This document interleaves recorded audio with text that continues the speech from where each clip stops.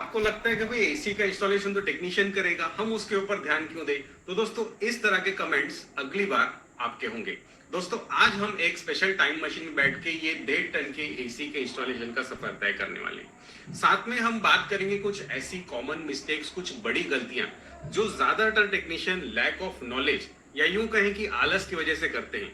क्योंकि दोस्तों क्या होता है कि एक गलत तरह से इंस्टॉल किया हुआ एसी कभी ठीक से कूलिंग नहीं करता और पावर भी ज्यादा खाता है। दोस्तों आपके एसी का मॉडल, उसका ब्रांड कोई भी हो, यह वाला वीडियो ध्यान से देखना, स्टार्ट से लेकर एंड तक 100% जरूरी है।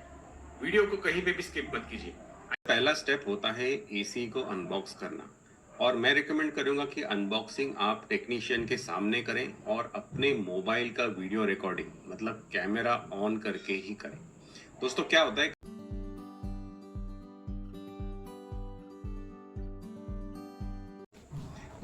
है, कई बार जो एसी होता है उसमें कोई ब्रेकेज आता है, डैमेज आता है, या कोई पार्ट्स अगर कम निकलते हैं, मिसिंग निकलते हैं, तो जो वीडियो फुटेज आप बनाओगे वो आपको प्रूफ के रूप में काम आएगा।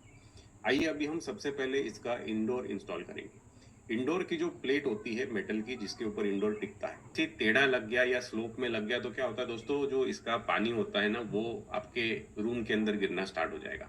तो बबल लेवल का इस्तेमाल करके बिल्कुल प्रॉपरली जो प्लेट है इसको लगाइए। अंदाजे से आपको प्लेट नहीं लगानी है। इसको हमने फिर क्या किया कि चीजल और हैमर की मदद से जो है कंप्लीटली तोड़ के होल बना लिया। जो भी होल आप बनाओगे दीवार में, उसका जो स्लोप है वो बाहर की तरफ होना चाहिए, ताकि जो पानी निकलता है आपके इंडोर से वो सीधा सीधा उस स्लोप के जरिए बाहर की तरफ निकल जाए, अंदर वापस ना आए।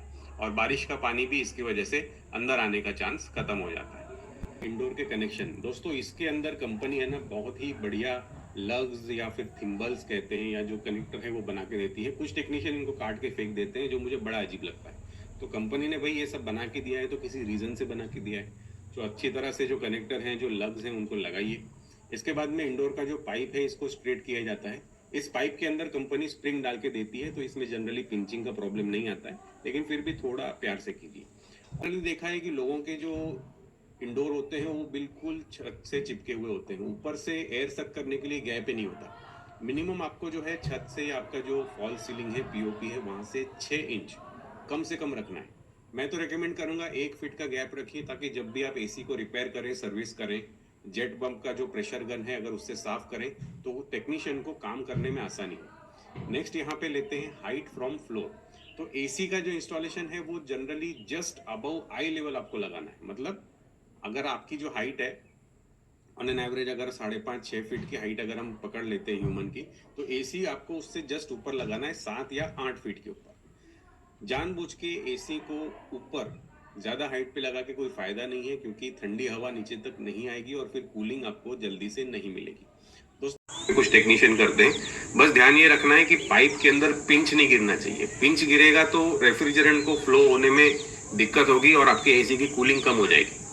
इसके साथ में जो कॉपर पाइप सप्लाई किए जाते हैं, जनरली सभी ब्रांड में 10 फीट के आते हैं, 3 मीटर होता है लगभग। अगर आपको ये पाइप छोटे पड़ते हैं तो आप वेल्डिंग या फिर ब्रेजिंग करवा के इनको बड़ा कर सकते हैं। एक बार पाइप थोड़ा सा खर्चा करके बड़ा कर लीजिए, ताकि आपका जो आउटडोर का जो लोकेशन है वो अच्छी तरह से मिले। काफी लोग ये जो सप्लाइड पाइप है भाई हमको इतने में ही इंस्टॉल करना है, तो उसमें कंजूसी करते हैं, जिसकी वजह से आउटडोर का लोकेशन अच्छी तरह से नहीं आ पाता है। कई लोगों के आउटडोर ऐसी अजीब जगह लगे रहते हैं जहाँ पे टेक्नीशियन ढंग से उसको सर्विस करने के लिए भी नहीं चढ़ पाता है। तो ऐसी गलतियां आपको नहीं करनी है। और ये जो भी पाइप है इसका इंसुलेशन धूप में 1-2 साल में जर्जर हो जाता है। उसको सेफ रखने के लिए एक यहाँ पे टेप होता है, जिसे हम विनाइल टेप कहते हैं, उसको आपको यहाँ पे अच्छी तरह से लगा देना है।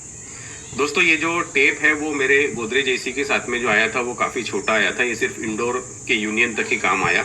तो मैंने टेक्नीशियन को लगभग 200 रुपये ज़्यादा देके पूरे पाइप के ऊपर, ठीक है, पूरा ये जो 3 मीटर है उसके ऊपर एक्स्ट्रा जो विनाइल टेप है ये मार लिया। ये अभी हम चलते हैं घर के बाहर, मतलब आउटडोर इंस्टॉलेशन करते हैं। दोस्तों आउटडोर का मशीन लगाने के लिए मैं जनरली रिकमेंड करूंगा कि आप एक अच्छा ब्रांडेड स्टैंड लीजिए। मैंने देखा है कई लोगों के जो आउटडोर हैं वो नीचे ज़मीन पे पड़े रहते हैं, फिर उसमें धूल मिट्टी भी जा रही है, ठीक है, उसमें बारिश का पानी भी जा रहा है, तो जिससे आउटडोर जल्दी ख़राब हो जाता है।